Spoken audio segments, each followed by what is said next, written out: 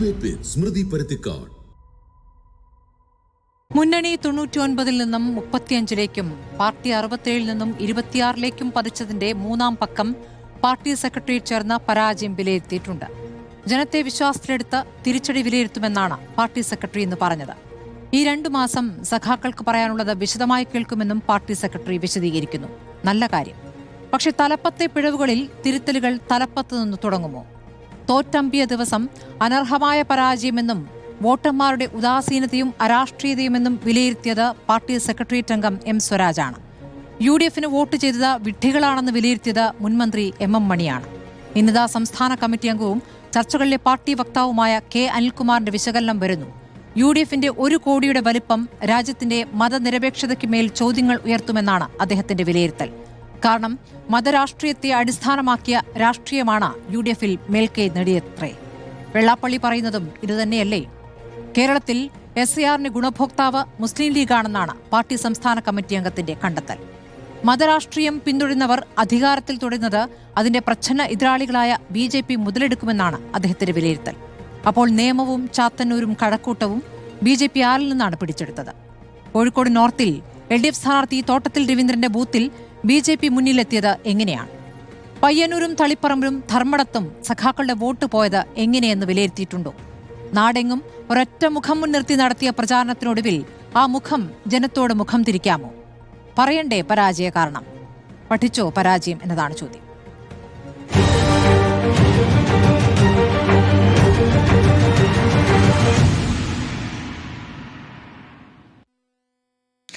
ചർച്ചയിൽ CPMൽ നിന്നും doctor VPP Mustafa, കോൺഗ്രസിൽ നിന്നും രാജു P നായർ, ഡോക്ടർ സെബാസ്റ്റ്യൻ പോൾ രാഷ്ട്രീയ നിരീക്ഷകൻ, ശ്രീ N പിച്ചക്കുട്ടി രാഷ്ട്രീയ നിരീക്ഷകൻ എന്നിവരാണ് ചർച്ചയിലുള്ളത്. അത് ഞാൻ CPM പ്രതിനിധിയിലേക്ക് പോകുന്നു. ശ്രീ VPP മുസ്തഫ, പരാജയം നിങ്ങൾ സമ്മതിക്കുന്നുണ്ട്.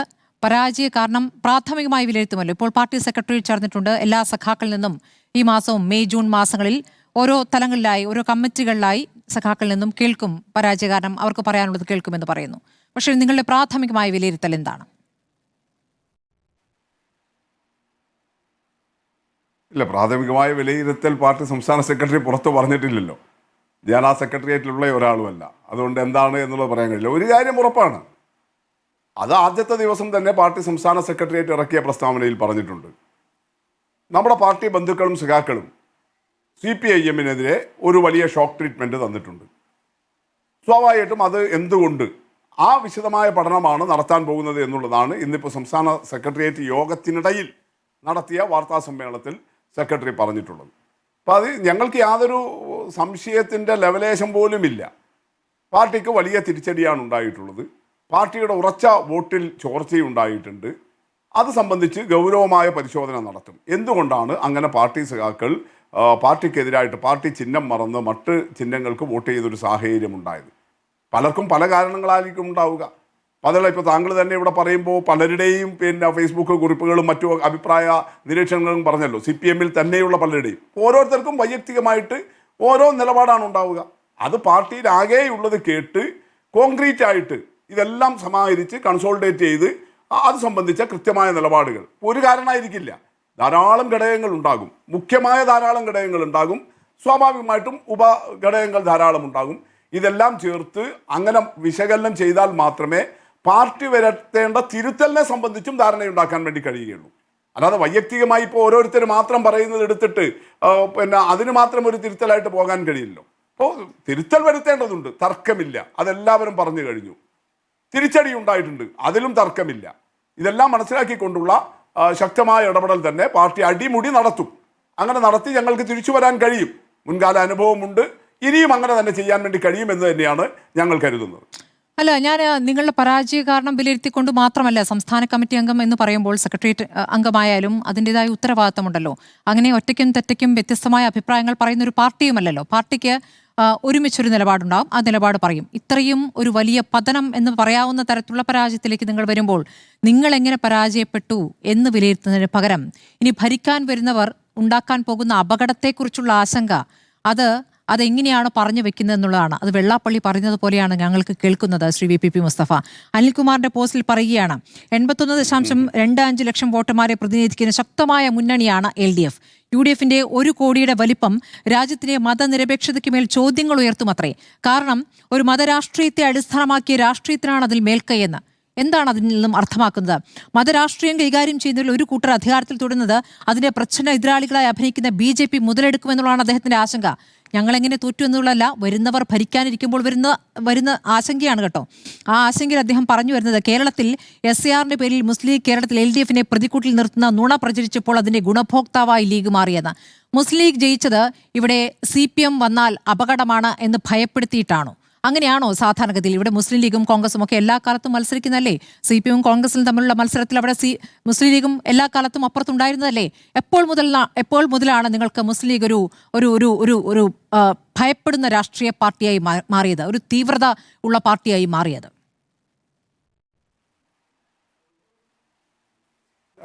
അനിൽകുമാർ ഇന്ന് രേഖപ്പെടുത്തിയിരിക്കുന്നത് അദ്ദേഹത്തിന്റെ വൈയക്തികമായ അഭിപ്രായമാണ്. അത് പാർട്ടിയുടെ ആകെ നിലപാടാണ് എന്ന് ഇപ്പൊ പറയാൻ കഴിയില്ലല്ലോ. ആ അഭിപ്രായങ്ങൾ അദ്ദേഹത്തിന്റെ പാർട്ടി ഘടകത്തിൽ കൂടി പറയും. നേരത്തെ ഗോവിന്ദ മാഷ് സൂചിപ്പിച്ചല്ലോ, അതിലെല്ലാമുള്ള ചർച്ചകളാണ് നടക്കാൻ പോകുന്നത്. ഇതെല്ലാം ചേർത്തുകൊണ്ടാണ് കൺസോളിഡേറ്റ് വരിക. എന്നാൽ അദ്ദേഹം പറഞ്ഞ ചില ആശയങ്ങളുടെ പ്രശ്നങ്ങൾ ഉണ്ടാകാം. ഇപ്പോൾ താങ്കൾ സൂചിപ്പിച്ചു മുസ്ലിം ലീഗ് അങ്ങനെ മതപരമായിട്ടുള്ള വർഗീയത വളർത്തുന്നുണ്ടോ? ഞാൻ എൻ്റെ അനുഭവം പറയട്ടെ സ്മൃതി. ഞാൻ മത്സരിച്ച മണ്ഡലത്തിൽ ലീഗിൻ്റെ ആളുകൾ മുസ്ലിം വീടുകളിൽ പോയിട്ട്, പ്രത്യേകിച്ച് അതിൻ്റെ വനിതാ പ്രവർത്തകർ പറഞ്ഞത്, ഞാൻ നിരീശ്വരവാദിയാണ്, ഞാൻ അമ്മ മരിച്ചിട്ടും പള്ളിയിൽ പോയിട്ടില്ല, ഞാൻ മൂത്രമൊഴിച്ചാൽ ഈ ഇസ്ലാം മത വിധിപ്രകാരമുള്ള വൃത്തിയാക്കൽ നടത്താറില്ല, ഇങ്ങനെയൊക്കെ വ്യക്തിപരമായിട്ട് എങ്ങനെയെല്ലാം ഒരു സ്ഥാനാർത്ഥി എന്നുള്ള നിലയിൽ മുസ്ലിം മതവിശ്വാസികൾക്കിടയിൽ എന്നെക്കുറിച്ച് ഒരു അവമതിപ്പുണ്ടാക്കാൻ കഴിയും. ഈ ക്യാമ്പയിനാണ് അവർ നടത്തിയത്. ഇത് ഞാൻ വെറുതെ പറയുകയല്ല. എൻ്റെ ഏട്ടൻ്റെ ഭാര്യ അവർ ഒരു ലീഗ് അനുഭാവികളാണ്. അവർ ഈ ലീഗിൻ്റെ കുടുംബയോഗത്തിൽ പങ്കെടുത്തു. ഈ ഇലക്ഷൻ്റെ ഭാഗമായിട്ട് എൻ്റെ ബൂത്തിലെ കുടുംബയോഗത്തിൽ പങ്കെടുത്തു. അവിടെ മുസ്ലിം ലീഗിൻ്റെ മണ്ഡലം സെക്രട്ടറി സത്താർ വടക്കുംപാട് എന്ന് പറയുന്നയാൾ പ്രസംഗിച്ചത് അവർ നേരിട്ട് കേട്ടു.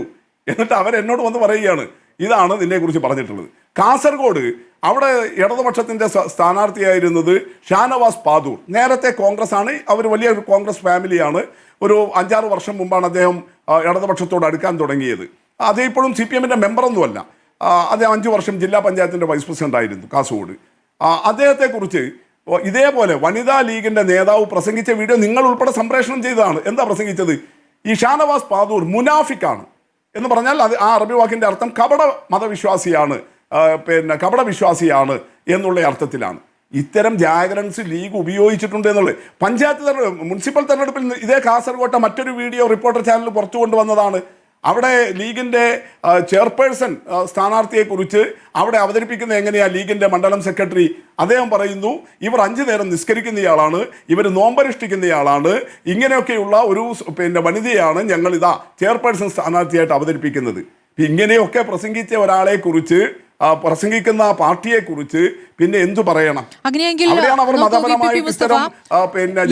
നേതൃത്വത്തിന് അങ്ങനെ ഒരു നിലപാടുണ്ടോ എന്നുള്ളതാണ് ഞാൻ അങ്ങയോട് ചോദിക്കുന്നത്. ഇപ്പോൾ അങ്ങനെയാണെങ്കിൽ അങ്ങേക്കെതിരെ തിരിച്ച് നിങ്ങളോട് പറയാനുള്ളത്, പേരാമ്പ്രയിൽ ഖൗമിലെ കുട്ടി എന്ന ഫാത്തിമ തേലിക്കെതിരെ പ്രചാരണം നടന്നില്ലേ? അത് CPMന്റെ പ്രചാരണ വാഹനത്തിൽ നിന്ന് നമ്മൾ കേട്ടതാണല്ലോ. അപ്പോൾ അത് സ്ഥാനാർത്ഥി അറിഞ്ഞിട്ടില്ല. അദ്ദേഹം പറയുന്നു, TP രാമകൃഷ്ണൻ പറയുന്നുണ്ട്, എൻ്റെ അറിവോടെയല്ല അങ്ങനെ സംഭവിച്ചിട്ടുണ്ടെങ്കിൽ അത് തിരുത്തേണ്ടതാണെന്ന് അദ്ദേഹം പറയുന്നുണ്ടായിരുന്നു. അതടക്കം അവിടെ പ്രതിഫലിച്ചിട്ടുണ്ട്. ഞാൻ ചോദിക്കുന്നത്, ഞാൻ ഇതിപ്പോൾ ചോദിക്കുന്നതിന് കാരണം, നിങ്ങളുടെ പരാജയത്തിന് ഒരു കാരണമായിരിക്കുന്നത് മുസ്ലിം ന്യൂനപക്ഷത്തിനും മുസ്ലിം ലീഗിനുമെതിരെ വെള്ളാപ്പള്ളി നടത്തിയ പ്രസ്താവനകൾ, ആ പ്രസ്താവനകൾ കണ്ടില്ലെന്ന് നടിച്ച പിണറായി വിജയൻ പിന്നീട് വെള്ളാപ്പള്ളിയെ ചേർത്ത് പിടിക്കുന്ന ദൃശ്യങ്ങൾ, ഇതൊക്കെ തന്നെ നിങ്ങളുടെ പരാജയത്തിൽ ഒരു പ്രധാനപ്പെട്ട കാരണമായിട്ടുണ്ട്. അങ്ങനെ ഒരു വിലയിരുത്തലേക്ക് വരേണ്ട നിമിഷത്തിലാണ് ഇപ്പോഴും അതേ കാരണങ്ങൾ എടുത്തു പറഞ്ഞുകൊണ്ട് ഒരു ഫേസ്ബുക്ക് പോസ്റ്റ് വരുന്നത്. അപ്പോൾ നിങ്ങൾ എവിടെയാണ് തീർത്തുന്നത് എന്നൊരു ചോദ്യം സ്വാഭാവികമായി വരുമല്ലോ VPP മുസ്തഫ. രണ്ടും രണ്ടാണ്. നിങ്ങൾ നിങ്ങളുടെ സന്ദർഭത്തിനനുസരിച്ച് ചിലതെല്ലാം നിങ്ങൾ കൂട്ടിച്ചേർക്കും.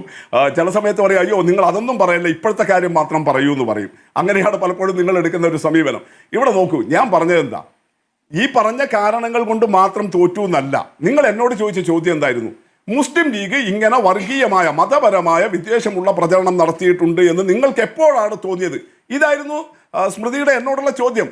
അങ്ങനെ നടത്തിയതിൻ്റെ ഇപ്പോഴത്തെ അനുഭവം, ഈ തെരഞ്ഞെടുപ്പിലെ അനുഭവമാണ് ഞാൻ നിങ്ങളോട് പറഞ്ഞത്. മറ്റേതൊരു വിഷയമാണ് വെള്ളാപ്പള്ളി നടത്തിയിട്ടുള്ള ചില പ്രസ്താവനകൾ. അന്നും ചാനൽ ചർച്ചയിൽ നിങ്ങളോടൊപ്പം ഞാൻ പങ്കെടുത്തിട്ടുണ്ട്. എന്താ പറഞ്ഞത്? വെള്ളാപ്പള്ളി പറഞ്ഞ ആ പ്രസ്താവനയോട് ഞങ്ങൾക്ക് യോജിപ്പില്ല. പാർട്ടി സംസ്ഥാന സെക്രട്ടറി ഗോവിന്ദ മാഷും അത് പറഞ്ഞിട്ടുണ്ട്. അദ്ദേഹത്തിന്റെ പാർട്ടിക്ക് അംഗീകരിക്കാൻ കഴിയാത്ത പ്രസ്താവനകൾ ഞങ്ങൾ അംഗീകരിക്കേണ്ടതില്ല. എന്നാൽ അതുകൊണ്ട് അദ്ദേഹത്തെ ആകെ തള്ളി പറയണമെന്നില്ല. ഈ സമീപനമാണ് CPIM എടുത്തിട്ടുള്ളത്. ഇനി ഞങ്ങൾ അങ്ങനെ എടുത്ത സമീപനത്തിൽ പാളിച്ച പറ്റിയോ, അത് ഞങ്ങളുടെ തെരഞ്ഞെടുപ്പ് തോൽവിക്ക് കാരണമായിട്ടുണ്ടോ? തീർച്ചയായിട്ടും ഈ വിശദമായ പരിശോധനയിൽ വരുമല്ലോ. അതൊക്കെ സഹാക്കളുടെ അഭിപ്രായങ്ങളായിട്ട് വരുമല്ലോ. അങ്ങനെ ഉണ്ടെങ്കിൽ അതും പരാജയ കാരണമായിട്ട് പാർട്ടി ഉൾപ്പെടുത്തും. അതിലൊന്നും തർക്കമില്ല. സ്വാഭാവികമായിട്ടും അങ്ങനെ എടുത്ത സമീപനം അന്ന് അങ്ങനെ വേണ്ടായിരുന്നു എന്നുള്ള പെശക് പറയും. അതിലൊന്നും ഞങ്ങൾക്ക് തർക്കമില്ലല്ലോ. ശരി, ശ്രീ രാജു പി നായർ, CPM അവരുടെ വിലയിരുത്തലുകളിലേക്ക് പോവുകയാണ്. പക്ഷേ പിണറായി വിജയൻ എന്നൊരൊറ്റ നേതാവിന്റെ ചിത്രം മാത്രമാണ് നമ്മൾ എല്ലായിടത്തും കണ്ടിട്ടുള്ളത്. അദ്ദേഹത്തിന്റെ ഒരൊറ്റ പടമാണ് ഹോർഡിങ്ങുകളിൽ മുഴുവൻ കണ്ടിട്ടുള്ളത്. അദ്ദേഹത്തെ മുൻനിർത്തിയാണ് മുഴുവൻ പ്രചാരണവും നടത്തിയിട്ടുള്ളത്. അദ്ദേഹമായിരുന്നു നയിച്ചിരുന്നതും. പക്ഷേ ഈ നിമിഷം വരെയും ഇതുവരെ പിണറായി വിജയൻ എന്ന നേതാവിൽ നിന്നൊരു പ്രതികരണം നമ്മൾ കണ്ടിട്ടില്ല. അത് അസ്വാഭാവികമാണെന്ന് അങ്ങേക്ക് തോന്നുന്നുണ്ട്. ഇപ്പോൾ പാർട്ടി സെക്രട്ടേറിയറ്റിൽ പ്രതിപക്ഷ നേതാവായി പിണറായി വിജയൻ തന്നെ വരണം എന്നൊരു അഭിപ്രായം ഉയർന്നു വന്നു എന്നുള്ള വാർത്ത കൂടി വരുന്ന സന്ദർഭമാണ്. അല്ല, അത് അസ്വാഭാവികതയൊന്നും അതിനകത്തില്ല. കാരണം ലോകത്തുള്ള എല്ലാ ഏകാധിപതികൾക്കും തോൽവി അംഗീകരിക്കാൻ സാധിച്ചിട്ടില്ല. CPMനെ ഗ്രസിച്ചിരിക്കുന്ന ജനാധിപത്യ വിരുദ്ധത അല്ലെങ്കിൽ ജനാധിപത്യമില്ലായ്മ അതിനകത്ത് ഏറ്റവും കൂടുതൽ പ്രകടമാണ്. അപ്പോൾ എനിക്ക് നമ്മളെ സംബന്ധിച്ചോളം ജനാധിപത്യവാദികൾക്ക് അസ്വാഭാവികമായി തോന്നുമെങ്കിൽ പോലും രാഷ്ട്രീയം നിരീക്ഷിക്കുന്നവർക്ക് ഒരു ഏകാധിപതികൾക്ക് അത്തരത്തിലുള്ള ഒരു മനസ്സുണ്ടാവണമെന്നില്ല. ഞാൻ നോക്കൂ, കേരളത്തിലൊരു തെരഞ്ഞെടുപ്പ് നടന്നു. ആ തെരഞ്ഞെടുപ്പിൽ UDF ജയിച്ചു, നല്ല രീതിയിൽ ജയിച്ചു. കേരളത്തിൻ്റെ മുഖ്യമന്ത്രിയായിരുന്ന ഒരാൾ അല്ലെങ്കിൽ ഈ പ്രചരണത്തിന് മുഴുവൻ LDFന് നേതൃത്വം കൊടുത്ത ആൾക്ക് ഒരു പ്രതികരണം നടത്താൻ കഴിയുന്നില്ല എന്ന് പറഞ്ഞാൽ, അല്ലെങ്കിൽ ഒരു ഫേസ്ബുക്ക് പോസ്റ്റ് പോലും ഇടാൻ കഴിയുന്നില്ല എന്ന് പറഞ്ഞാൽ, ഈ തോൽവി ഞാൻ അംഗീകരിക്കുന്നു എന്ന് പറയാൻ കഴിയുന്നില്ല എന്ന് പറഞ്ഞാൽ എത്രമാത്രം ജനാധിപത്യ വിരുദ്ധതയാണ് അതെന്ന് നിങ്ങളൊന്ന് ചിന്തിച്ചു നോക്കൂ. അദ്ദേഹം പ്രതികരിച്ചില്ല എന്നുള്ള ഒരൊറ്റ വാക്കിൽ നമ്മളത് സിംപ്ലിഫൈ ചെയ്യുകയാണ്.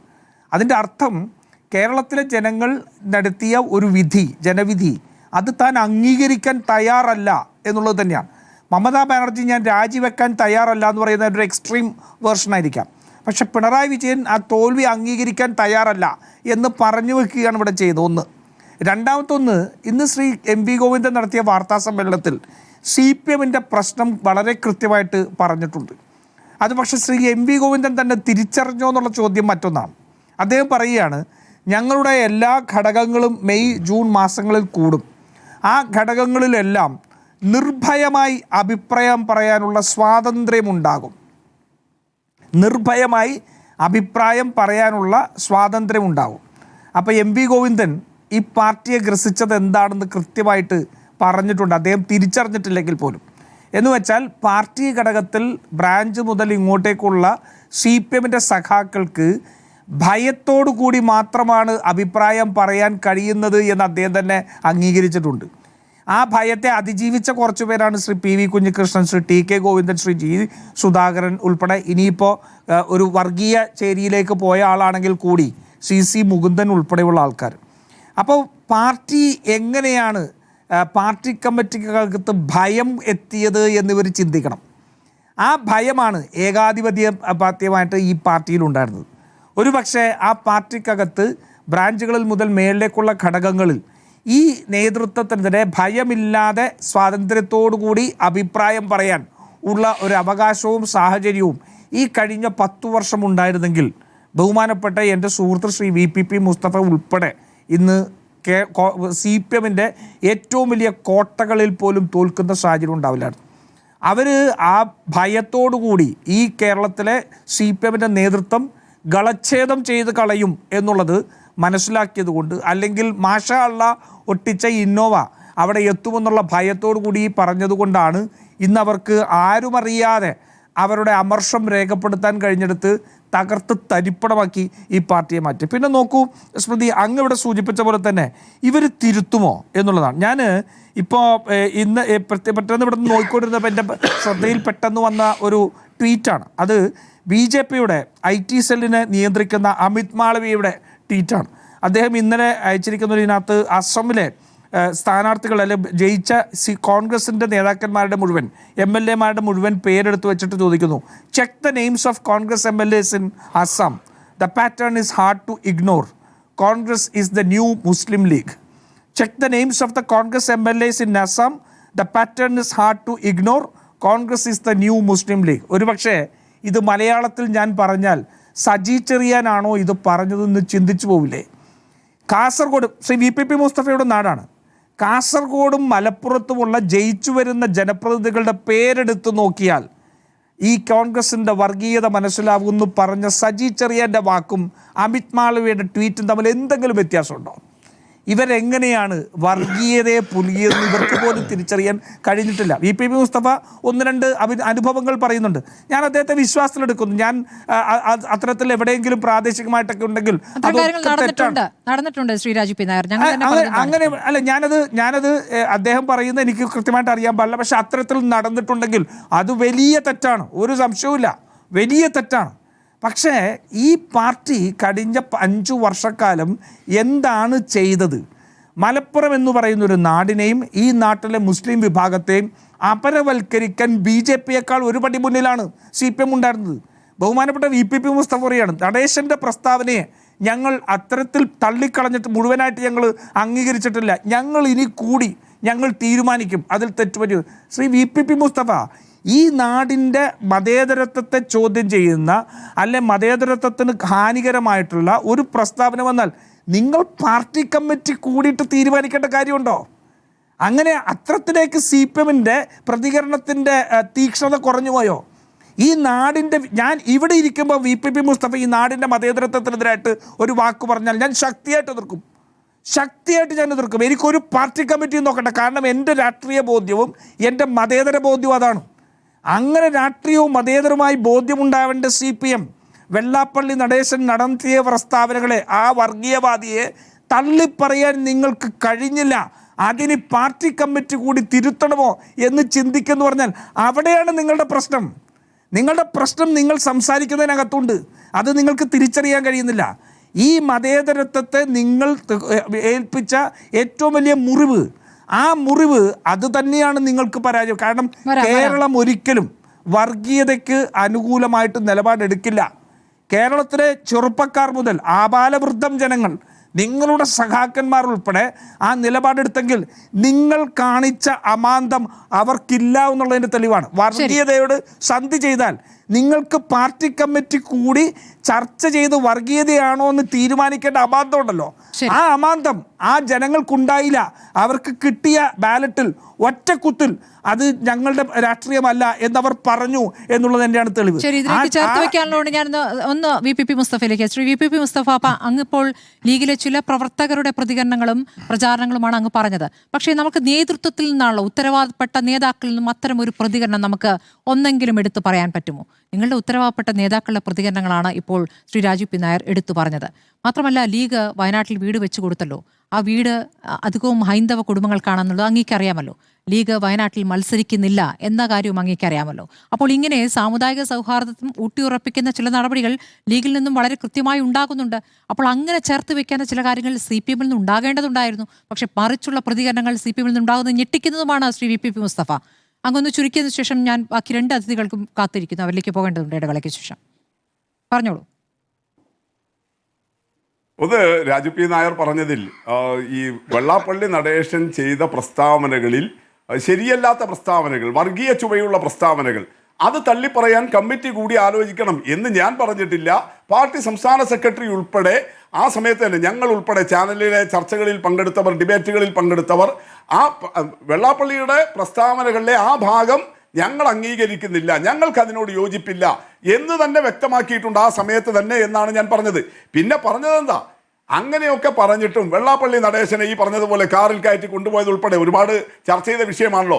അതൊക്കെ പാളിച്ചയാണോ, അത് ഈ തെരഞ്ഞെടുപ്പിനെ ബാധിച്ചിട്ടുണ്ടോ, അതെല്ലാം സ്വാഭാവികമായിട്ടും ഞങ്ങൾ വിശദമായി പരിശോധിക്കും എന്നാണ് പറഞ്ഞത്. അല്ലാതെ അദ്ദേഹത്തിൻ്റെ പ്രസ്താവനകളിലെ ശരിയല്ലാത്ത ഭാഗം, CPI-ന് അംഗീകരിക്കാൻ കഴിയാത്ത ഭാഗം, പൊതുസമൂഹത്തിന് അംഗീകരിക്കാൻ കഴിയാത്ത ഭാഗം തള്ളിപ്പറയാൻ ഞങ്ങളൊരു കാലതാമസം കൊടുത്തിട്ടില്ല. അതിന് കമ്മിറ്റിയൊന്നും കൂടാൻ നിന്നിട്ടുമില്ല. അതങ്ങനെ തന്നെ പറഞ്ഞു പോയിട്ടുണ്ട്. ഞങ്ങളിവിടെ പറയുന്ന പ്രശ്നം എന്താ, മുസ്ലിം ലീഗ് എന്ന് പറയുന്ന പ്രസ്ഥാനത്തിന് ക്രമേണ കടന്നു വന്നുകൊണ്ടിരിക്കുന്ന ഈ സാമുദായികമായിട്ടുള്ള ധ്രുവീകരണത്തിന്റെ ഒരു സ്വഭാവം അത് കണ്ടില്ലെന്ന് നടിക്കരുത്. അവരുടെ പ്രവർത്തനങ്ങളിലെ ചില കാര്യങ്ങൾ മാത്രം വെച്ചിട്ട് അവരാകെ ഇപ്പോൾ തനി 100% മതനിരപേക്ഷ പാർട്ടിയാണ് എന്ന് അവതരിപ്പിച്ച് പോകരുത്. എങ്ങനെയാണ് മുസ്ലിം ലീഗിനെ ഈ സാമുദായിക വൽക്കരണത്തിന്റെ ആശയങ്ങൾ പിടികൂടുന്നത് എന്നതിനെ സംബന്ധിച്ചുള്ള വിമർശനങ്ങളാണ് ഞങ്ങൾ ഉന്നയിക്കുന്നത്.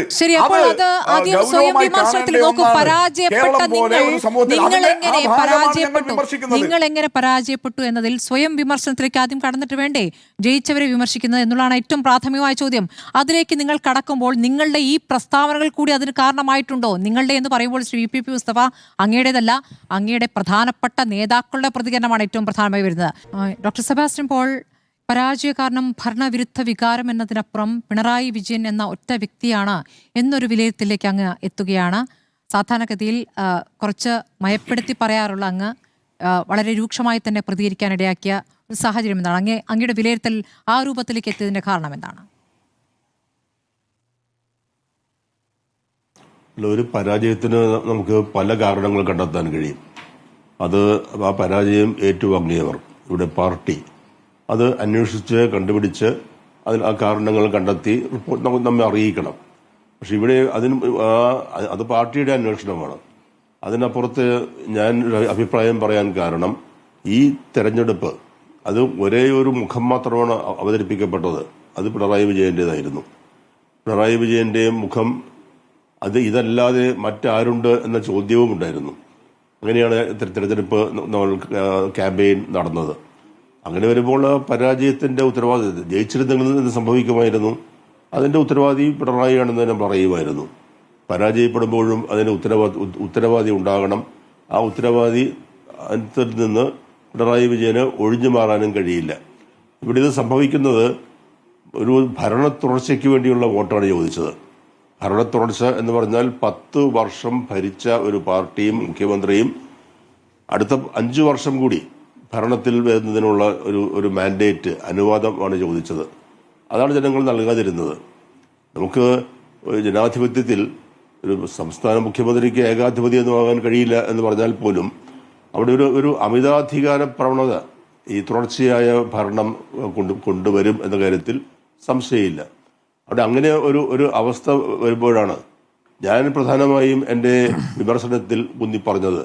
ഇവിടെ അമിതാധികാര പ്രവണത വരുന്നു, ജനാധിപത്യ വിരുദ്ധമായ പ്രതികരണങ്ങൾ വരുന്നു.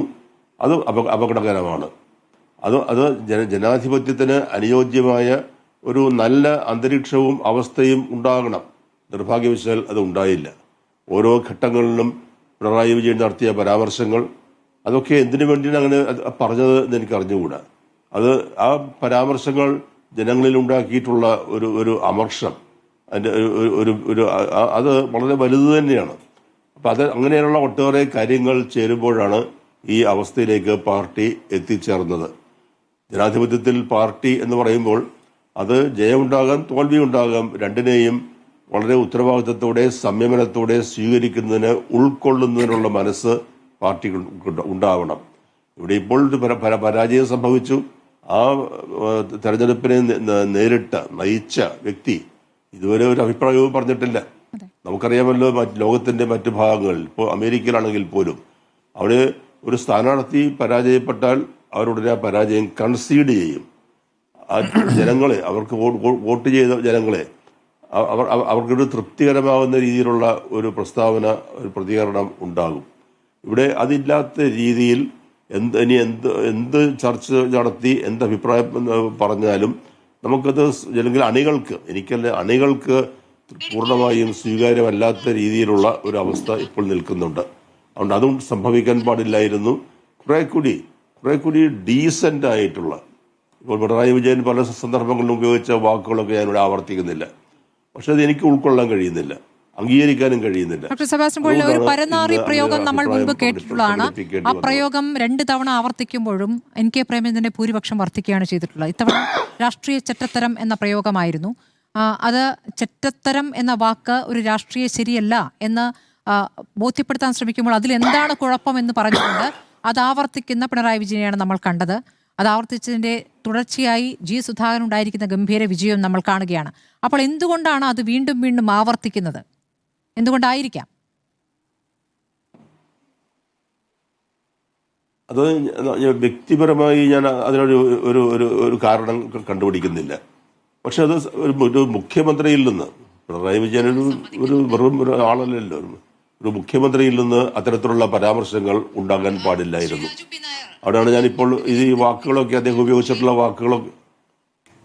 ആരെങ്കിലും മൊബൈൽ ഓൺ ആക്കുന്നുണ്ടെങ്കിൽ ഒന്ന് മ്യൂട്ട് ചെയ്യണേ. പറഞ്ഞോളൂ ഡോക്ടർ സെബാസ്റ്റ്യൻ പോൾ.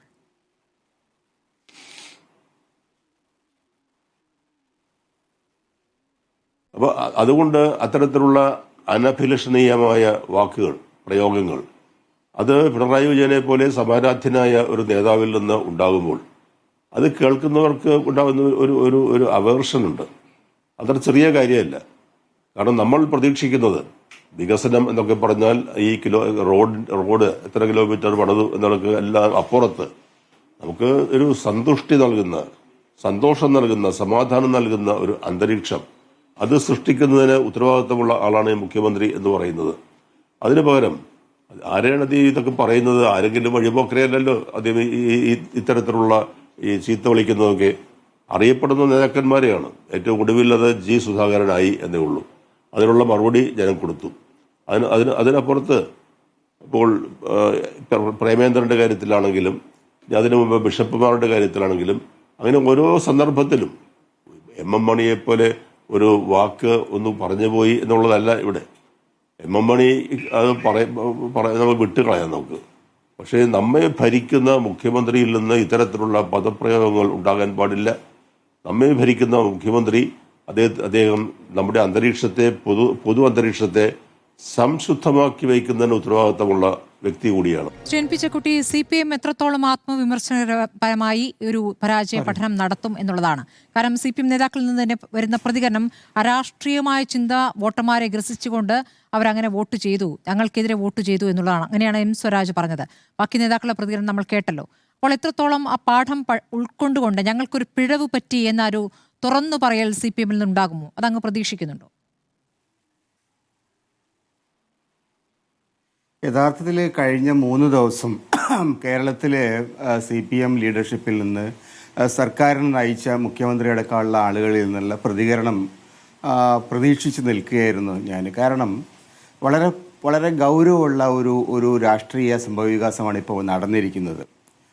CPMൻ്റെ പരാജയം എന്ന് പറയുന്നത് ഇലക്ട്രലായിട്ടുള്ള ഒരു പരാജയം മാത്രമല്ല, തെരഞ്ഞെടുപ്പിലുള്ള പരാജയമല്ല ഇത്. തെരഞ്ഞെടുപ്പിൽ ഇതിനു മുമ്പും പാർട്ടി പരാജയപ്പെടുത്തിയിട്ടുണ്ട്, വീണ്ടും വിജയിച്ചു വന്നിട്ടുണ്ട്. ഇവിടെ അതല്ല പ്രശ്നം. ഇവിടെ പാർട്ടിയുടെ അണികൾ, പാർട്ടിയുടെ മെമ്പർമാർ, പാർട്ടിയുടെ ഏറ്റവും കരുത്തുള്ള, ഏറ്റവും പാർട്ടിയുടെ അതിശക്തമായ ജനവിഭാഗങ്ങൾ അവർ ഒന്നടങ്കം പാർട്ടിക്ക് എതിരായിട്ടുള്ള ഒരു നിലപാടെടുത്തു എന്നുള്ളതാണ്. അതായത് പാർട്ടിയിലാണ് തങ്ങൾക്ക് അവിശ്വാസം, പാർട്ടിയിലുള്ള തങ്ങളുടെ അവിശ്വാസമാണ് ജനങ്ങൾ പ്രകടിപ്പിച്ചത്, അല്ലെങ്കിൽ പാർട്ടി അംഗങ്ങൾ, പാർട്ടി അനുഭാവികൾ പ്രകടിപ്പിച്ചത്. അപ്പോൾ അതുകൊണ്ട് തന്നെ ഇതൊരു രാഷ്ട്രീയമായിട്ടുള്ള പരാജയമാണ്. ഇത് വളരെ സീരിയസ് ആയിട്ടുള്ള ഒരു ക്രൈസിസ് CPMനകത്ത് ഉണ്ടാക്കുന്നുണ്ട്. ആ ക്രൈസിസിനെ യഥാർത്ഥത്തിൽ ഇവരാരും അഡ്രസ്സ് ചെയ്തിട്ടില്ല.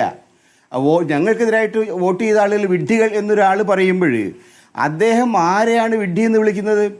അദ്ദേഹം പിന്നെ ഈ M മണി എന്ന് പറഞ്ഞ ആൾക്ക് രാഷ്ട്രീയമായിട്ട് കേരളത്തിലെ ഇടതുപക്ഷ രാഷ്ട്രീയത്തെക്കുറിച്ച് എത്ര അറിയാമെന്ന് എനിക്കറിയില്ല. പക്ഷേ പയ്യന്നൂരിനെ കുറിച്ച് അദ്ദേഹം അറിയണം, അതേപോലെ തൃക്കരിപ്പൂരിനെ കുറിച്ച് അദ്ദേഹം അറിയണം, അതേപോലെ തളിപ്പറമ്പിനെ കുറിച്ച് അദ്ദേഹം അറിയണം, അമ്പലപ്പുഴയെക്കുറിച്ച് അദ്ദേഹം അറിയണം. കേരളത്തിലെ വലിയ വലിയ രാഷ്ട്രീയ സമരങ്ങൾ, പോരാട്ടങ്ങൾ, കർഷകരും തൊഴിലാളികളും നടത്തിയ സമരങ്ങൾ, അതിനുവേണ്ടി വെടികൊണ്ട് ജീവൻ ബലിയർപ്പിച്ച സ്ഥലങ്ങൾ, ആ സ്ഥലങ്ങളിലുള്ള ജനങ്ങളാണ് ഇത് ശക്തിയായിട്ട് പറഞ്ഞിരിക്കുന്നത്. അവരെയൊക്കെ നിങ്ങൾ നോക്കി, നിങ്ങളൊക്കെ പമ്പര വിഡ്ഢികളാണ് എന്ന് പറയാൻ ഒരു CPM നേതാവിന് കഴിയുന്നുണ്ടെങ്കിൽ അദ്ദേഹം സ്വന്തം പാർട്ടിക്കാരോടാണിത് പറയുന്നത്, അല്ലാതെ നമ്മുടെ നാട്ടുകാരോടല്ല. രണ്ടാമത്തെ കാര്യം, ഒരു ചങ്ങാതി അദ്ദേഹം പറയുന്നത് ഇത് പാർട്ടി അർഹിക്കുന്ന പരാജയം അല്ല, പാർട്ടി അർഹിക്കുന്ന പരാജയമല്ല, പിന്നെ ആരാ അർഹിക്കുന്നത്?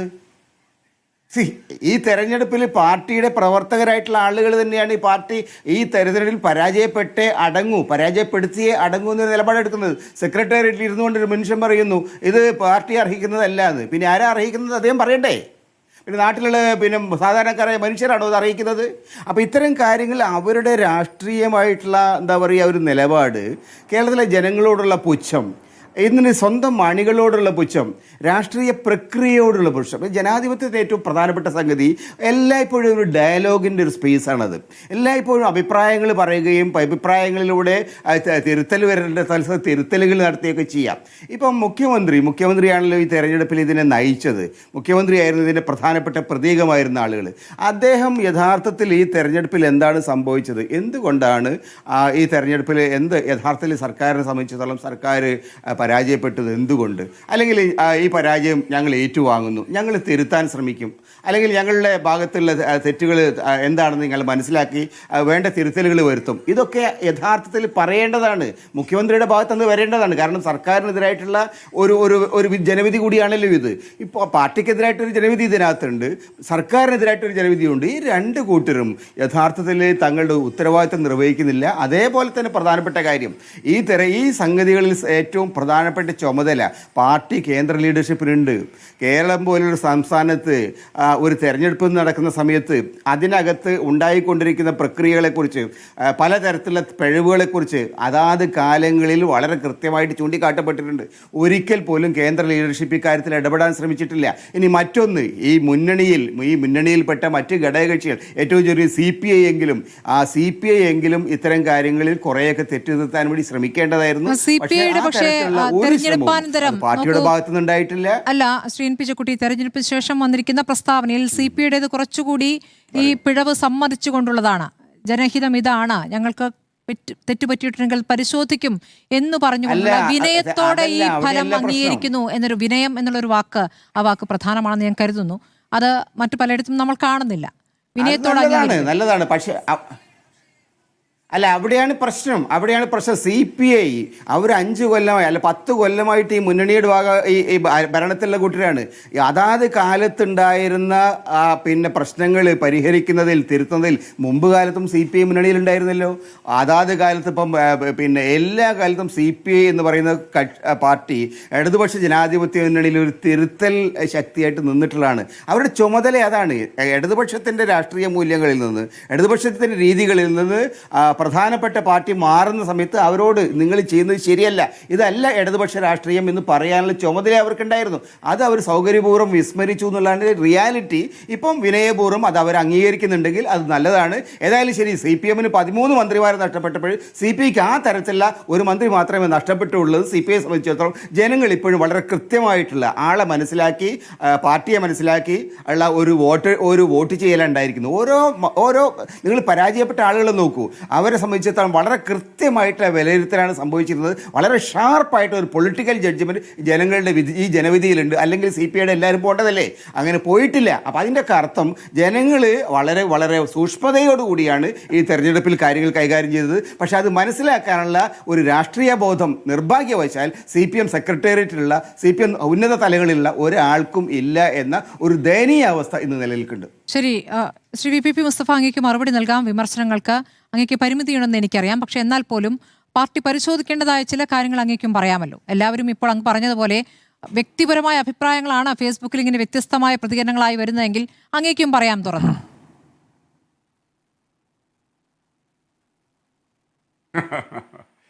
പിന്നെ നിങ്ങളിവിടെ ഇപ്പോൾ കുറച്ച് സമയം കാര്യങ്ങൾ അവതരിപ്പിച്ചു. ഞാൻ പറഞ്ഞല്ലോ, ഈ പാർട്ടി തന്നെ, കമ്മ്യൂണിസ്റ്റ് പാർട്ടി തന്നെ എന്താ, വിമർശനങ്ങളില്ലെങ്കിൽ ഈ പാർട്ടി ഉണ്ടോ? ഞങ്ങളുടെ എല്ലാ യോഗത്തിലും, ഞങ്ങളുടെ യോഗങ്ങളെക്കുറിച്ച് നിങ്ങൾ പരിഹസിച്ചോളൂ, നിങ്ങൾ അതിനെക്കുറിച്ച് പറഞ്ഞോളൂ. പക്ഷെ ഞങ്ങളുടെ യോഗങ്ങളുടെ ഒരു അജണ്ട തന്നെ ചർച്ച എന്നാണ്. ചർച്ച നടത്തുന്നത് രാജാവേ സ്തുതി എന്ന് പറയാനല്ല, വിമർശനങ്ങൾ തന്നെയാണ് ഞങ്ങൾ ഉന്നയിക്കാറുള്ളത്. അതിപ്പോൾ ചെക്കുട്ടി കേൾക്കുന്നില്ലെങ്കിൽ അത് സെലക്റ്റീവായിട്ട് മാത്രമേ അദ്ദേഹം കേൾക്കുള്ളൂ എങ്കിൽ ഞാൻ എന്ത് ചെയ്യാനാണ്? നിങ്ങൾ നോക്കി, 4-ാം തീയതി വോട്ടെണ്ണി ഞങ്ങൾ പരാജയപ്പെട്ടപ്പോൾ CPIM സംസ്ഥാന സെക്രട്ടേറിയറ്റിന്റെ പ്രസ്താവന വന്നു. ആ പ്രസ്താവന ചെക്കുട്ടി വായിക്കുന്നില്ല എങ്കിൽ ഞാൻ എന്ത് ചെയ്യും? ആദ്യത്തെ ഖണ്ഡിക ഒഴിച്ച് മുഴുവൻ കാര്യങ്ങളും, ബാക്കി താഴേക്ക് പറയുന്ന മുഴുവൻ കാര്യങ്ങളും നിങ്ങൾ ഈ തെരഞ്ഞെടുപ്പിന് മുമ്പ് പറഞ്ഞ കാര്യങ്ങളാണ്. നിങ്ങൾ കൊണ്ടുവന്ന വികസന പദ്ധതികൾ ഞങ്ങൾ അത് ചെയ്തില്ലേ, ഇത് ചെയ്തില്ലേ എന്ന വാചകങ്ങളാണ്. ഇനി അത് പറയേണ്ട കാര്യമില്ലെന്നേ. നിങ്ങൾ ചെയ്ത കാര്യങ്ങൾ ജനങ്ങളിലേക്ക് എത്തുമ്പോൾ, അത് അനുഭവഭേദ്യമാകുമ്പോൾ അവർ നിങ്ങൾക്ക് വോട്ട് ചെയ്യും. അതിങ്ങനെ പറഞ്ഞുകൊണ്ട് ഞങ്ങളത് ചെയ്തില്ലേ എന്നുള്ള വാചകങ്ങൾ അപ്പുറത്ത് കേൾക്കുന്നത് നിങ്ങളെന്തോ ഔദാര്യം നൽകുകയാണെന്ന മട്ടിലാണ്. അതങ്ങനെ കേൾക്കുന്ന രീതിയിൽ കേൾക്കുന്നവരുടെ പ്രശ്നമാണോ അതോ നിങ്ങൾ പറയുന്ന രീതിയുടെ പ്രശ്നമാണോ അത് പരിശോധിക്കേണ്ടതാണല്ലോ. പിഴവ് നിങ്ങളുടെ പരാജയം വരുമ്പോൾ പരാജയ കാരണങ്ങളാണ് നിങ്ങൾ പറയേണ്ടത്, അല്ലെങ്കിൽ പിഴവ് പറ്റിയെന്നാണ് പറയേണ്ടത്. അല്ലാതെ ഇത്രയും കാര്യങ്ങൾ ഞങ്ങൾ ഇത് അത്രയും ചെയ്ത് ഇത്രയും വികസനം നടപ്പാക്കിയിട്ട് ഞങ്ങൾ എങ്ങനെ തോറ്റു എന്ന് ബോധ്യമാകുന്നില്ല എന്ന രൂപത്തിലൊരു പ്രസ്താവന ഇറക്കിയാൽ എങ്ങനെയാണ്? ഞാനത് വായിച്ചതാണ്. എന്നാൽ CPIയുടെ പ്രസ്താവനയും ഞാൻ വായിച്ചതാണ്. CPIയുടെ പ്രസ്താവനയിൽ ആ പിഴവ് അംഗീകരിക്കുന്നുണ്ട്, വിനയത്തോടെ അംഗീകരിക്കുന്നു എന്ന് പറയുന്നുണ്ട്, ആ ബോധ്യത്തിൽ നിന്ന് തിരുത്തുമെന്ന് പറയുന്നുണ്ട്. അങ്ങനെയൊന്നും അപ്പുറത്ത് കണ്ടില്ല, അതുകൊണ്ടാണ് ചോദിച്ചത്. അതാണ് ഞാൻ പറഞ്ഞത്. നിങ്ങൾക്ക് ചിലത് കാണുകയും കേൾക്കുകയും ചെയ്യുന്നില്ല. ഞങ്ങളുടെ പ്രസ്താവനയിലെ ഒരു വാചകം, ബാക്കിയെല്ലാം നിങ്ങൾ പറഞ്ഞു. ഞാനൊരു വാചകം വായിക്കാം. CPIM 4-ാം തീയതി വൈകുന്നേരം ഇറക്കിയ പ്രസ്താവനയിലെ ഒരു വാചകം ഞാൻ വായിക്കുന്നു. പക്ഷെ എന്തുകൊണ്ടാണ് സ്മൃതി കാണാതെ പോയെന്ന് ഞങ്ങളില്ല. പരാജയത്തെ അംഗീകരിച്ചുകൊണ്ട് വന്ന പോരായ്മകൾ തിരുത്തുന്നതിനാവശ്യമായ നടപടികൾ സ്വീകരിക്കുമെന്ന് CPIM സംസ്ഥാന സെക്രട്ടേറിയറ്റ് പ്രസ്താവനയിൽ പറഞ്ഞു. ഒന്നുകൂടി ഞാൻ വായിക്കുന്നു.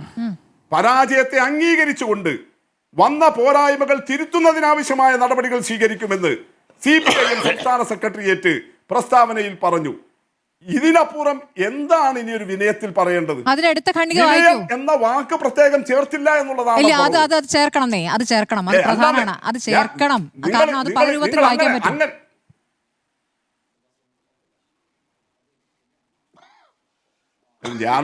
ഞാൻ പറഞ്ഞ നിങ്ങൾക്ക് ചോദ്യം ഉണ്ടാവും. നിങ്ങൾ ഒരുപാട് സമയം പറഞ്ഞ കാര്യങ്ങൾക്കെല്ലാം ഉള്ള മറുപടി നിങ്ങൾ ഇങ്ങനെ ഫ്ലോ തടസ്സപ്പെടുത്തരുത്. ഇല്ല, പറഞ്ഞോളൂ. നിങ്ങൾക്ക് ചോദിക്കാനുണ്ടെങ്കിൽ അത് ബാക്കിയിലേക്ക് വെക്കൂ. നിങ്ങൾ പറയുന്നത് എന്താ? CPIയുടെ പ്രസ്താവനയിൽ വിനയം പറഞ്ഞു, ഞങ്ങളിത് പരാജയമേ അംഗീകരിക്കുന്നില്ല. അങ്ങനെയാണല്ലോ താങ്കൾ സ്ഥാപിക്കാൻ ശ്രമിച്ചത്. അത് ശരിയല്ല. CPIMന്റെ പ്രസ്താവനയിൽ പരാജയം അംഗീകരിച്ചു, ഞങ്ങൾക്ക് പോരായ്മ വന്നിട്ടുണ്ട് എന്ന് തന്നെ പറഞ്ഞു. വന്ന പോരായ്മകൾ എന്നാണ് പറഞ്ഞത്. ഞങ്ങൾ നാളെ അന്വേഷിച്ചിട്ട് കണ്ടെത്തുന്ന പോരായ്മകൾ എന്നല്ല പറഞ്ഞത്. വന്ന പോരായ്മകൾ തിരുത്തുന്നതിനാവശ്യമായ നടപടികൾ സ്വീകരിക്കും. ഇതിങ്ങനെ പ്രസ്താവനയിൽ 4-ാം തീയതി തന്നെ ഇറക്കിയ ഒരു പാർട്ടിയെ കുറിച്ച് അതിന്റെ കൂട്ടായ നേതൃത്വം ആ സംസ്ഥാന സെക്രട്ടേറിയറ്റ് ഇറക്കിയ പ്രസ്താവന, അതിലെ ഈ വരി കാണാതിരിക്കുകയും എന്നിട്ട് നിങ്ങൾക്ക് ആവശ്യമുള്ളത് മാത്രം പറയുകയും ചെയ്യുന്നു. നിങ്ങളിപ്പോൾ പറഞ്ഞു ഞാൻ ഈ പ്രസ്താവന മാത്രം വായിച്ചാൽ പോരാ, അതിനുശേഷമുള്ള വരികൾ പറയണം. എന്നാ പിന്നെ നിങ്ങൾ എന്താ MM മണി സഖാവ് പറഞ്ഞ ആ വാചകം പറയുമ്പോൾ അതിനുശേഷമുള്ള വരികൾ പറയാത്തത്? MM മണി സഖാവ് ജനങ്ങളെ വിഡ്ഢികൾ എന്ന് വിളിച്ചു, വോട്ട് ചെയ്ത ജനങ്ങളെ.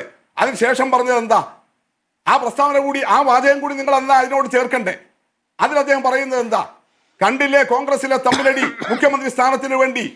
ഇത് ചേർത്തിട്ടാണ് അദ്ദേഹം പറയുന്നത് ആ കോൺഗ്രസിൽ ഇങ്ങനെ അധികാരം റിസൾട്ട് വരുന്നതിന് മുമ്പ്, ആ വാചകം കൂടി അദ്ദേഹം പറയുന്നുണ്ട്, റിസൾട്ട് വരുന്നതിന് മുമ്പേ തന്നെ മുഖ്യമന്ത്രി സ്ഥാനത്തിന് വേണ്ടി കലഹിക്കുന്ന ഈ കോൺഗ്രസിനല്ലേ നിങ്ങൾ വോട്ട് ചെയ്തത്? അങ്ങനെ ആ കോൺഗ്രസിന് വോട്ട് ചെയ്തവർ വിഡ്ഢികളാണ്. അതിലെ ഒരു വാചകം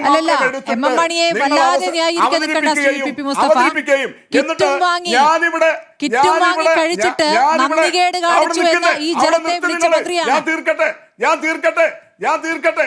MM മണിയെ ന്യായീകരിക്കണോ പിണറായി വിജയൻ ന്യായീകരിക്കണോ അതൊക്കെ നിൽക്കട്ടെ, ഞാനൊന്ന് അവസാനിപ്പിക്കട്ടെ, എന്നിട്ട് ഞങ്ങൾ ഇടപെട്. ഞാൻ പറഞ്ഞെന്താ, ഇവിടെ സ്മൃതി ഇപ്പം എന്നോട് പറഞ്ഞത് CPIM പ്രസ്താവനയിലെ ഒരു വാചകം ഞാൻ വായിക്കുമ്പോൾ പറഞ്ഞത് അത് മാത്രം പോരാ, അടുത്ത ഖണ്ഡിക പറയണമെന്നാണ്. അത് സ്മൃതി ഇപ്പം പറഞ്ഞ വാചക. ആ ന്യായം എന്തേ MM മണിയുടെ പ്രസ്താവന വായിക്കുമ്പോൾ നിങ്ങൾക്കില്ലാത്തത്? MM മണി പ്രസ്താവിച്ചതിന്റെ ബാക്കി വാചകങ്ങൾ ഞാൻ പറയുമ്പോഴെന്തേ പിന്നെ വേറെ ന്യായം കൊണ്ട് വരുന്നത്? അതുകൊണ്ട് ഇവിടെ പ്രശ്നം എന്താ? നിങ്ങൾ ഇവിടെ പറഞ്ഞു പിണറായി വിജയൻ വിമർശിക്കപ്പെടണ്ടേ. എന്താ സംശയം? 70-80 വർഷമായി കമ്മ്യൂണിസ്റ്റുകാരനായി നിൽക്കുന്ന, വിദ്യാർത്ഥി കാലത്ത് തന്നെ കമ്മ്യൂണിസ്റ്റുകാരനായി തുടങ്ങിയ പിണറായി വിജയൻ വിമർശനങ്ങൾക്ക് വിധേയനാണ്. അങ്ങനെ വിമർശനങ്ങൾ തൻ്റെ ചെറുപ്രായം തൊട്ട് തനിക്കുള്ള പാർട്ടി വേദികളിൽ ഉന്നയിച്ചും താൻ നേതാവായപ്പോൾ വിമർശനങ്ങൾ കേട്ടും വളർന്നു വന്നയാളാണ് ശ്രീ പിണറായി വിജയൻ. അതിലൊന്നും ഒരു തർക്കവും ആർക്കും ഇല്ലല്ലോ. നിങ്ങളിങ്ങനെ വല്ലാതെ മറവിയുള്ള ആളുകളൊന്നും അല്ലല്ലോ. സ്മൃതിനാശമൊന്നും നിങ്ങൾക്കൊന്നും വന്നിട്ടില്ലല്ലോ. ഈ കഴിഞ്ഞ 1.5 വർഷം മുമ്പ് CPIMന്റെ കഴിഞ്ഞ പാർട്ടി കോൺഗ്രസിന്റെ മുന്നോടിയായിട്ടുള്ള സമ്മേളനങ്ങൾ നടന്നു. ആ സമ്മേളന സമയത്ത് സ്മൃതി തന്നെ എത്ര വാർത്തകൾ ഓരോ ദിവസവും CPIMന്റെ ജില്ലാ സമ്മേളനങ്ങൾ നടക്കുമ്പോൾ വായിച്ചിട്ടുണ്ട്. സംസ്ഥാന സമ്മേളനത്തിന്റെ ദിവസങ്ങൾ വായിച്ചിട്ടുണ്ട്. സംസ്ഥാന സമ്മേളനത്തിലെ ചർച്ചയിൽ ഇന്ന ജില്ലയിലെ പ്രതിനിധികൾ സർക്കാരിനെ വിമർശിച്ചു, ആഭ്യന്തര വകുപ്പിനെ വിമർശിച്ചു. ആലപ്പുഴ സമ്മേളനത്തിൽ, കൊല്ലം സമ്മേളനത്തിൽ, കാസർഗോഡ് സമ്മേളനത്തിൽ ആഭ്യന്തര വകുപ്പിന് വലിയ വിമർശനം. ഇത് നിങ്ങൾ വായിച്ച വാർത്തയല്ലേ? 1.5 വർഷം മുമ്പ് 2025 ഏപ്രിലാണ് ഫെബ്രുവരിയിലാണ് CPIMന്റെ സംസ്ഥാന സമ്മേളനം നടന്നത് കൊല്ലത്ത്. ആ സമ്മേളന ദിവസങ്ങളിൽ നിങ്ങൾ വായിച്ച വാർത്തയല്ലേ?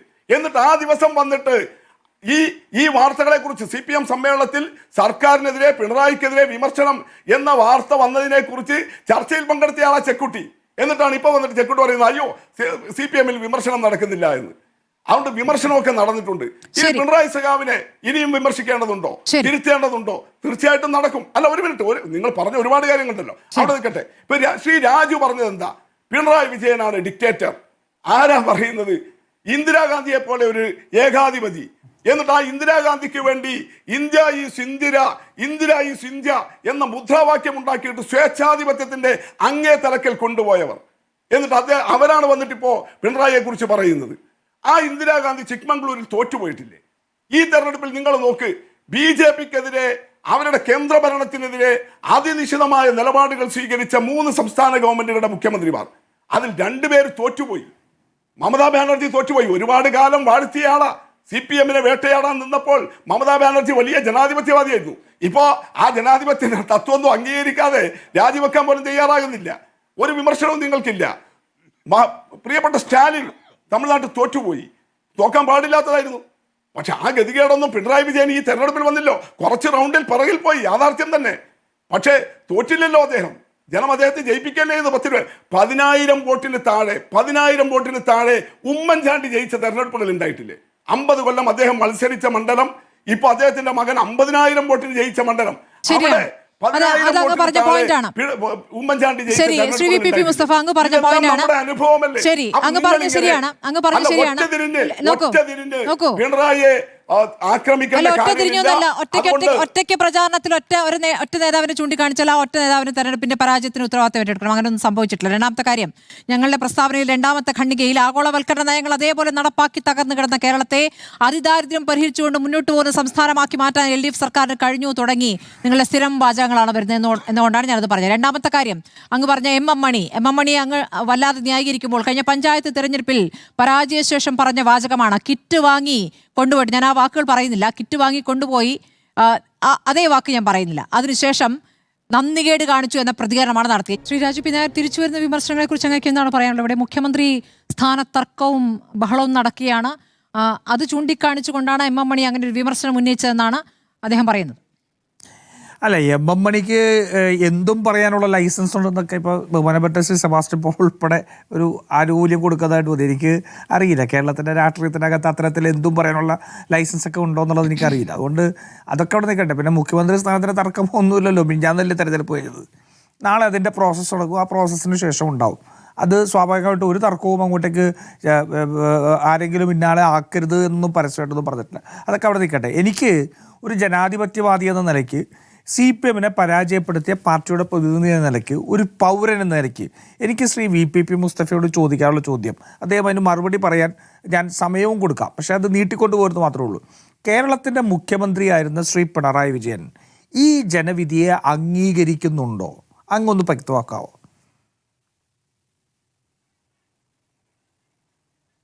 പറഞ്ഞോളൂ, കൈവക്കണ്ട, പറഞ്ഞോളൂ, അങ്ങോട്ട് ചോദ്യമാണ്. അല്ല, അത് ആ ദിവസം തന്നെ അദ്ദേഹം അംഗീകരിക്കുകയും അദ്ദേഹം ഔദ്യോഗിക വസതി ഒഴിയുന്നു, ഔദ്യോഗിക വാഹനം ഒഴിയുന്നു, എല്ലാ പ്രോട്ടോകോളുകളും അദ്ദേഹം ഒഴിഞ്ഞു മാറി.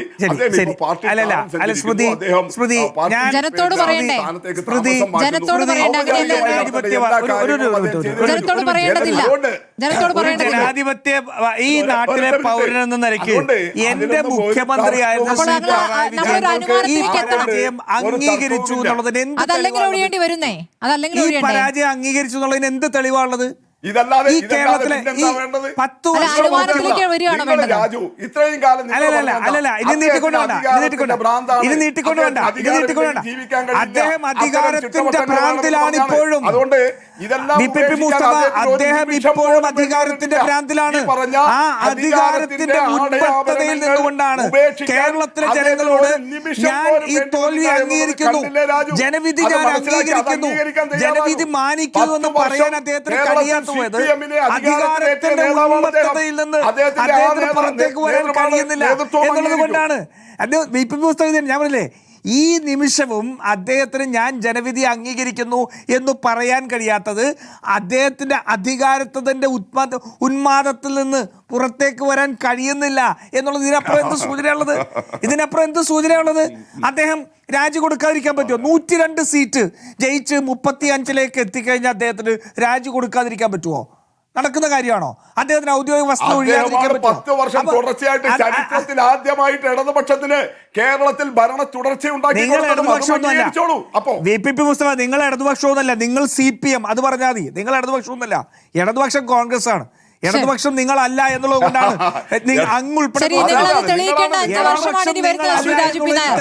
നിങ്ങൾക്കത് തെളിയിക്കാനുള്ള 5 വർഷമാണ് വന്നിരിക്കുന്നത് ശ്രീ രാജു പി നായർ. നിങ്ങൾ തെളിയിക്കേണ്ടതുണ്ട്, അല്ലെങ്കിൽ തീർച്ചയായിട്ടും നിങ്ങൾക്ക് നേരെയും വിരലുകൾ ഉയരും എന്നുള്ള കാര്യം മറക്കേണ്ട. വളരെ നന്ദി Shri Raju P Nair, doctor VPP Mustafa, doctor Sebastian Paul, Shri NP Chekkutty ചർച്ചയിൽ പങ്കെടുത്തതിന്. കാണാം ഇതടുത്ത്.